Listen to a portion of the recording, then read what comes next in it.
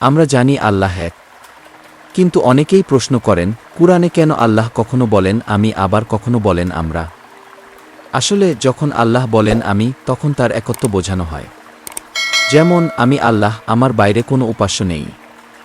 আর যখন আল্লাহ বলেন আমরা, তখন সেটা ভাষার একটি ভঙ্গি, যাকে বলা হয় ভয়েল প্লুরাল বা মহিমা বহুবচন।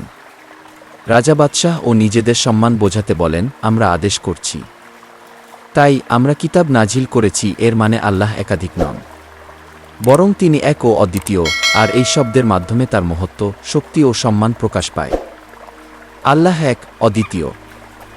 আমরা শুধু তার মহিমা বোঝানোর ভাষাগত ভঙ্গি। ভিডিওটি ভালো লেগে থাকলে লাইক দিন, আপনার মতামত কমেন্টে জানাতে ভুলবেন না, আর নতুন নতুন ভিডিও পেতে চ্যানেলটি সাবস্ক্রাইব করুন।